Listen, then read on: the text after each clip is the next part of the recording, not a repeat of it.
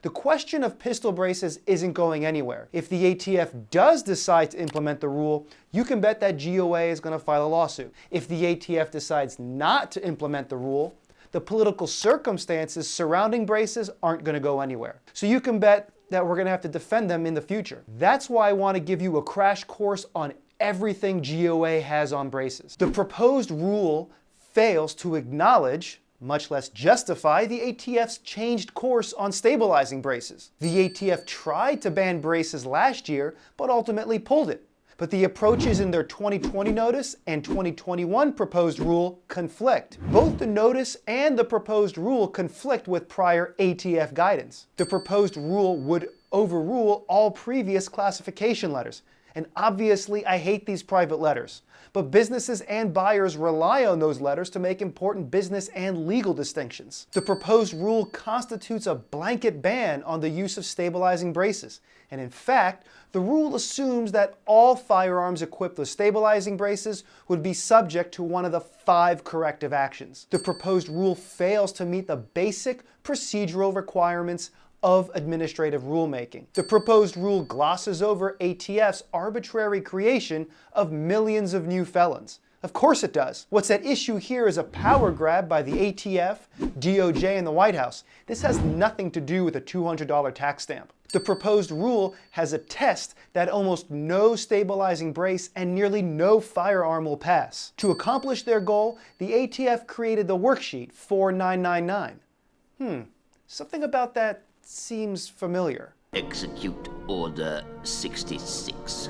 The proposed Form 4999 Section 1 Prerequisites aren't to be found in any statute, so these new requirements are just being made up by the ATF. Proposed Form 4999 Section 2 has something called accessory characteristics. It's just faulty logic. I mean, for one, common characteristics don't transform braces into stocks. The ATF's test says the more features a purported stabilizing brace has in common with known shoulder stock designs, the more points it will accumulate. This is what's known as a false analogy. Also, the proposed rule's accessory characteristics are vague and ambiguous. The ATF's proposed Form 4999 Section 3, configuration of a weapon, is also entirely arbitrary.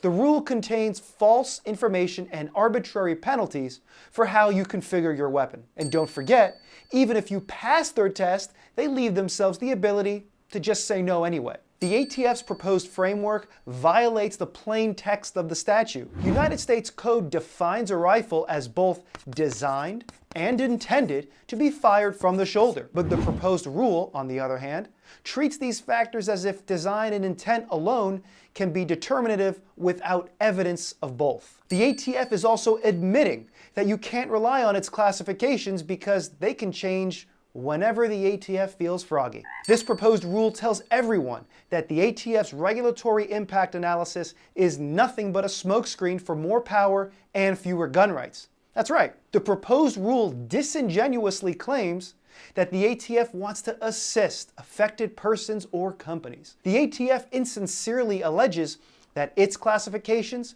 allow industry members to plan, develop, and distribute products in compliance with the law. Yet the proposed rule is designed to pull the rug out from the entire stabilizing brace industry and the gun community, reversing and voiding prior classifications. And the ATF's numbers on how many braces have been purchased conflict with the number that we actually know are out there. So where does the ATF get its number? Well, the ATF alleges brace manufacturers have lied about sales. How incredibly convenient. The Congressional Research Service estimates up to 40 million braces could be affected. The proposed rule's estimates of effects on gun owners, the firearms industry, and the economy is flawed. The rule is going to seize, waste, and destroy an incredible percentage of total annual U.S. firearms commerce. In contrast with its devastating effects, the rule offers no realistic benefits.